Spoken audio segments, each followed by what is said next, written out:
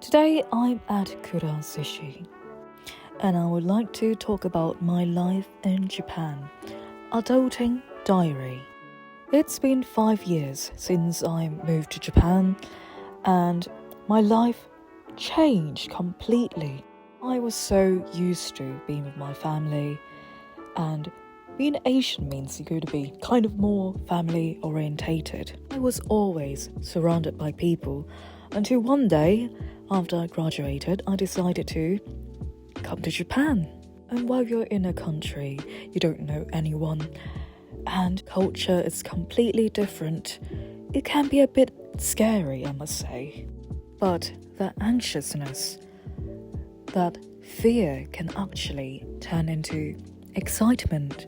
And that's exactly how I felt coming to Japan, even though through all the trials and tribulations, the food makes it can't. The food always makes it better. I had to learn to be independent completely. Bear in mind that I did not actually leave my home.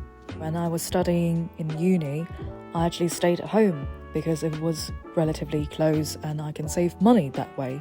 I had myself, and that's it. It gave me a sense of freedom. No more telling my mum and dad where I'm going. No more reporting to anyone. Doing whatever I want at any time and working. Transitioning from graduating to coming to Japan.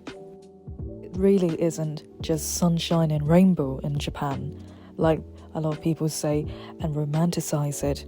There's also dark side, there's also things that wasn't very pleasant, but overall, it was a good experience for me.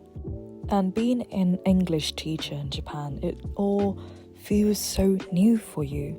For me, it was like being put in the wild. And through trials and error, you learn. You make friends along the way, get to know yourself in the solitude. I actually had a lot of mental breakdowns living in Japan throughout my journey, but it was also for good to know myself, to get to know myself better, understanding what my inner child wants. And leaving another country doesn't mean all your problems will be gone.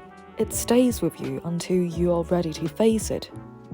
Solving all of the emotional baggage, sometimes trauma, with what you need is understanding and letting myself to be free. It was after I moved to Japan that I started creating videos. I started really treasuring my true friends, my family, and Brian, my dog. He looks exactly like this puppy here, so cute.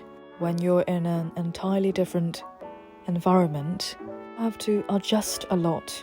I think you also find out many sides of yourself that you don't realize it before. So I realized that I want to become authentic.